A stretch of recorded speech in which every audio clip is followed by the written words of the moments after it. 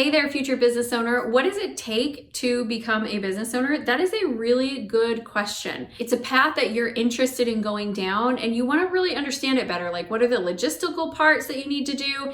And then also, what are maybe some of the, do you have the goods? I remember thinking that when I was getting started, like, do I really have what it takes to be successful? I will do whatever it takes. Make sure you stay until the end of the video because I'm going to share with you the qualities that all of my clients that have been really successful have shared. So it is kind of the magic secret sauce, and if you don't have these qualities yet, they are all learnable. So that's good news.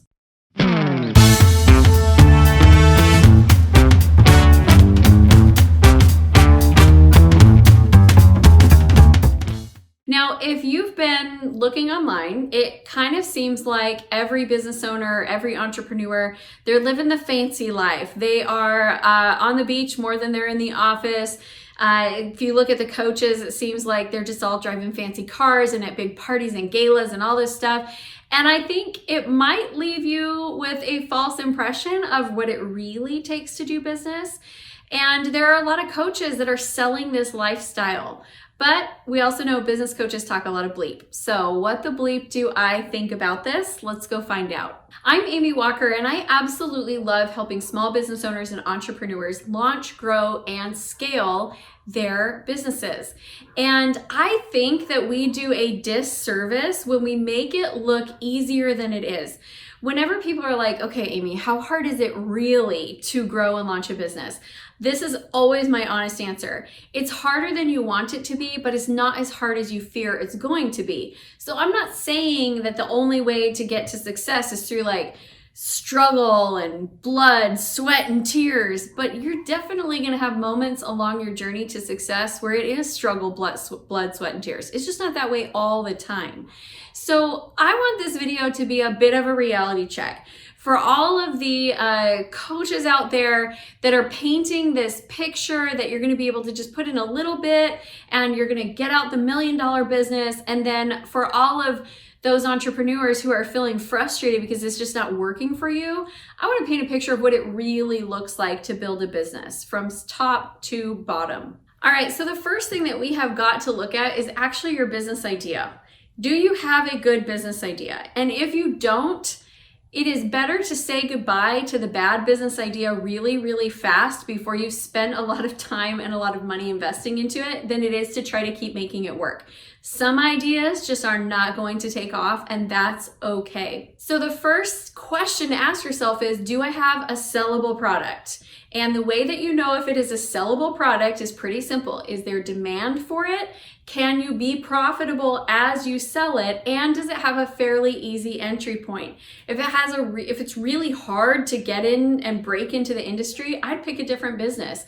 I mean, there's so many cool things out there that you can do. Find one that has demand, that it's profitable when you sell it, and that you can get in fairly easily and fairly quickly. If you like what you're seeing, make sure that you hit that like button and then subscribe to the channel. We release great content every day, debunking all of the crappy business advice that's out there. The next thing that you're gonna need to get really good at is creating a strong marketing plan.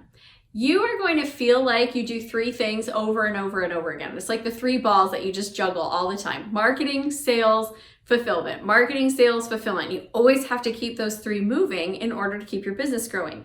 So let's talk about what it really looks like to build a successful marketing plan, and then we can move into the other two. The second thing that you're going to need is a viable business plan. Now, I'm not talking about those templates that you download on how to write a business plan, and then you put a bunch of stuff on there that's basically just hypothesis, and you still don't have an actionable plan to get to work. I'm talking about your actionable business plan that is going to help you build a successful company. And these things are not optional. You are going to need to have a marketing strategy that is going to help you consistently get out in front of your ideal clients and attract them in and generate leads. You are going to need to have a well-defined brand. You're going to have clarity in your message. You're going to have clarity in how you stack up against the competition, what's unique about you. You're going to have your graphics dialed in so that you look good when you put your stuff out there. So that's going to be an important piece as well. It is one, I will say this, I don't think it's one that you need to spend a lot of money on in the beginning because it evolves over time, but it is one that you need to spend thought putting it together so that you can develop something you can run with in the beginning, and then it will clarify and clarify as you go on through the first year or two. You need a sales plan. Oh my gosh, do you need a sales plan? Yes, the plan. Your email marketing, your Facebook ads, all the things that you do to get in front of people, they don't necessarily sell for you. They generate leads for you. They capture attention for you. But you have to have a plan for how you're going to convert those leads into deals. And that, my friends, is where the fun starts. When the cash starts coming in and now you actually have people that you get to work with, oh my gosh, it's so much more fun. Next thing you're gonna have to have is a scalability plan. How will you grow? A lot of times as small business owners and entrepreneurs, we start out with a very skeleton crew, like maybe it's just us, or maybe it's us, plus we've got a couple of independent contractors, maybe some virtual assistants, maybe an employee or two. But as you grow the business, you need a plan for growth. How are you gonna hire? What systems are you going to build? What is the budget going to change? The profit margin is going to probably go down as your sales scale up because your expenses go up. So you want to actually have a plan in place for that. When you don't start off with a plan in place for that, what happens is you build a business model that gets stuck usually somewhere between like 100,000 to 500,000 a year because it was all built to run through you and your very small skeleton crew, and you didn't have a plan for how to grow beyond that, so you tend to plateau. So, warning you ahead of time, create a plan for what your business is going to look like when it's at $1 million, or when it's at $2 million, or when it's at $20 million. You pick. The last thing on my list probably should have been the first thing on my list, but it's to create a profitable pricing model. A lot of times what I see businesses do is they try to compete for the spot of being the least expensive. They want to be the affordable option because they think if I'm affordable, it will be easier to get clients. But the reality is that audience is the least loyal. They are the most likely to jump ship when somebody else comes along that's going to offer it to them for $1 or $2 less. And so you will constantly be competing with the cheapest of the cheap. Cheap is cheap. The other thing is you can't really compete with the cheapest of the cheap because usually the company who can do it for the least is a really big company. And the way that they're able to keep costs down so much is they run like a Walmart style model. So they're very hard to compete with.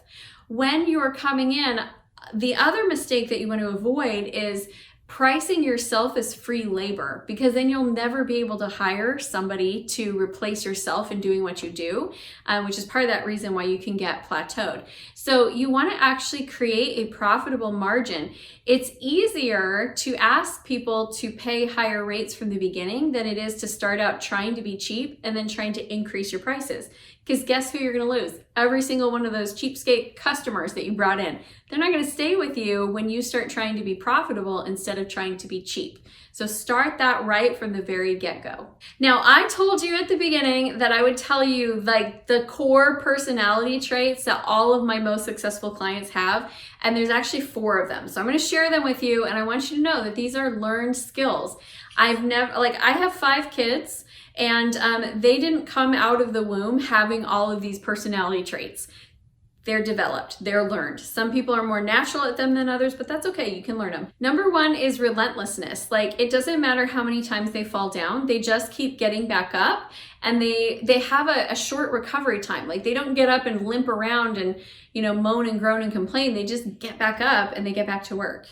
Number 2, they have an ability to forgive themselves of their own mistakes. People who just beat themselves up every time they mess up, they have a hard time becoming successful because they're too afraid of making mistakes. Number 3 is a willingness to hustle. Now, I don't want your business to be built around your hustle. And I'm not saying you need to hustle all the time, but you got to be willing to put in that hustle when the situation requires. And then the 4th is wisdom to rest. The people who stay in hustle mode all the time, they burn out, they fizzle out, and they end up moving on to do something else because they just can't maintain it. So people who do really well, they have this balance between hustle and knowing when it's time to do that, and also having the wisdom to know, hey, it's time to rest. I've given what I can give, and now I got to take care of me because I need to be able to show up again tomorrow. There you have it. Now you know what does it take to become a business owner. And the next video that you're going to want to watch is 10 steps to successful goal setting. We just went through 5 things that you need in your business plan. Let's review them. We've got marketing, we've got branding, we've got sales strategy, we have your scalable plan, and then pricing for profitability. Which one of those is the biggest challenge for you? Let me know in the comments below. I'm Amy Walker. Thanks for watching Bleep Business Coaches Say. Come back again really soon.